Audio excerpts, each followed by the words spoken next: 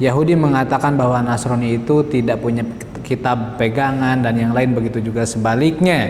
Memang sejarah berbicara panjang bahwa mulai kemunculan Nabi Isa pun membawa Injil yang oleh Allah ditujukan mengganti Taurat untuk Bani Israel.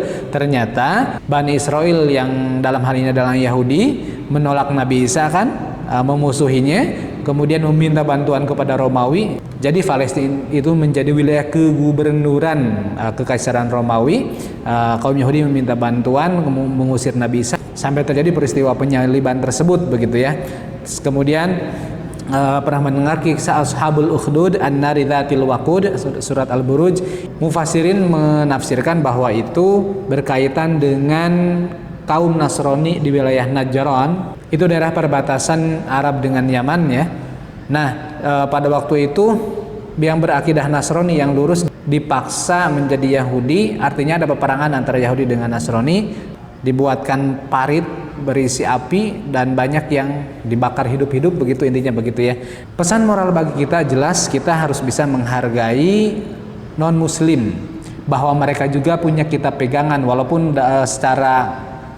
walaupun dalam akidah kita jelas ya, Injil dan Taurat itu sudah tidak berlaku, bahkan ada perubahan, tapi dalam tatanan sosial kita harus tasamuh, saling menghargai. Nah, apalagi sesama muslim yang sama-sama yatlunal kitab, membaca kitab Al-Quran sama, hanya berbeda masalah fikhiyah dan peribadatan, maka kita harus lebih toleransi lagi. Kalau kita menyalah-nyalahkan orang lain, maka ukhuwah kita akan pecah, kata Yanda.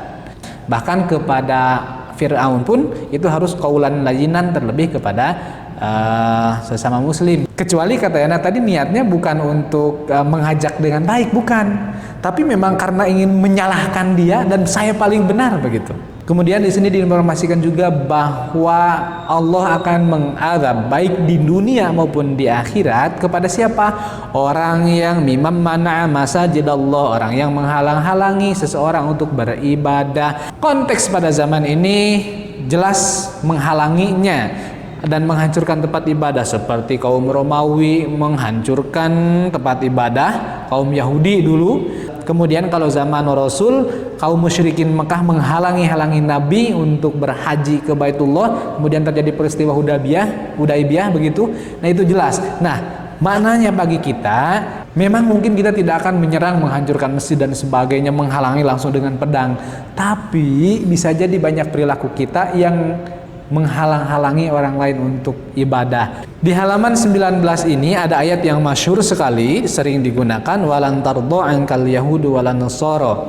Tidak akan senang padamu wahai Muhammad Yahudi Nasrani sampai tattabi'a millatahum, engkau mengikuti milahnya.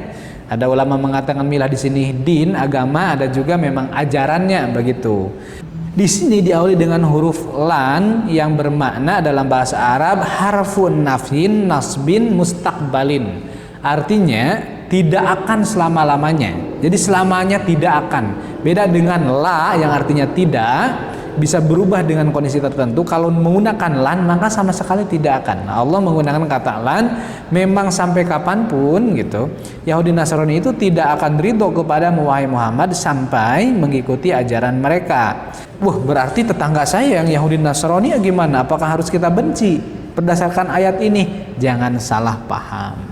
Untuk memahami makna ini memang panjang sekali penjelasannya, tapi paling tidak Yana bisa sampaikan. Pertama, ulama berbeda pendapat antara keumuman lafaz dengan kekhususan peristiwa. Maksud Yana begini, di sini yang dikatakan tidak disukai Yahudi Nasrani siapa? Yaitu Nabi Muhammad. Apakah Nabi Muhammad saja yang tidak disukai atau ajaran Nabi Muhammad? Ulama dua pendapat ya, mengatakan Nabi Muhammad saja karena sepak terjangnya sebagai pemimpin negara waktu itu. Ada juga mengatakan kepada agamanya, berarti kepada kita juga. Dua pendapat.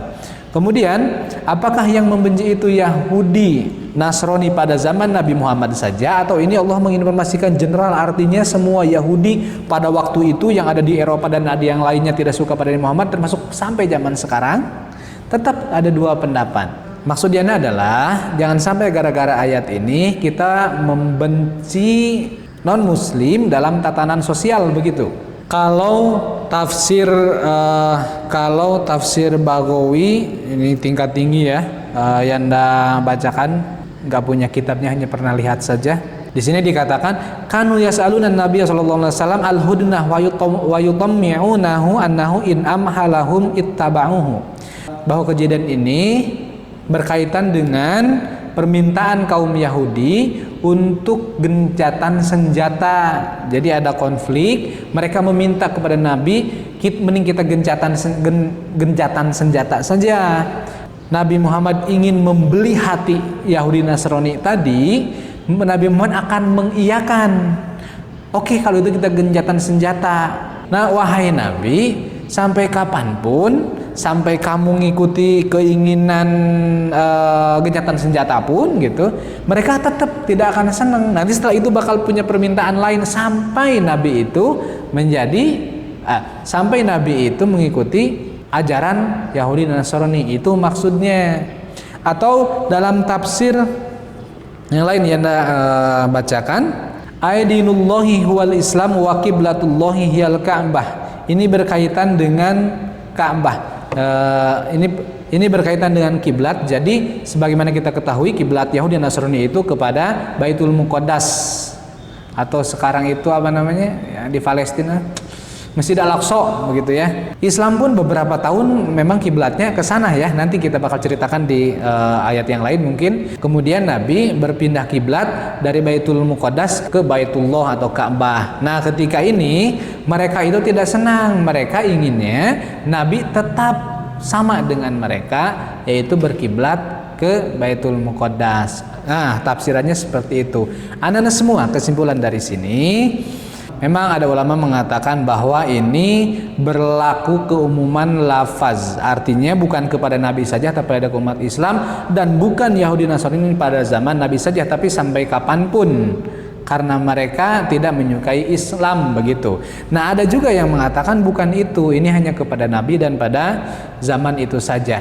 Anak-anak semua, langkah tepat bagi kita adalah selama dalam tatanan sosial muamalah, Rasul juga membolehkan kita hidup berdampingan dengan mereka. Jangan membenci, jangan mengusir, tapi dalam hal akidah kita harus punya wilayah masing-masing. Memang kita pun ada konsep dakwah, artinya mengajak mereka ke agama kita, karena kita meyakini kita yang benar dan kita kasihan pada mereka, makanya diajak pada yang benar, tapi dengan cara dan waktu yang tepat begitu.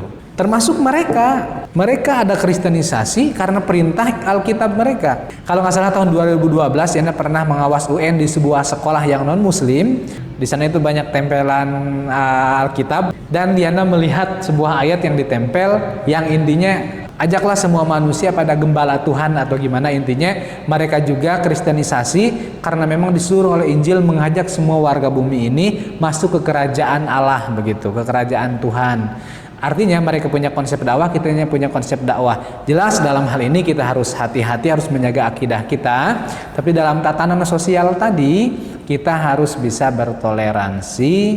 Ada tetangga non muslim kita benci dan sebagainya, enggak ya. Ingat ya, ada porsinya masing-masing. Bagaimana kita bermuamalah dengan mereka dengan tetap kita menjaga akidah kita. Itu mungkin ya. Terima kasih.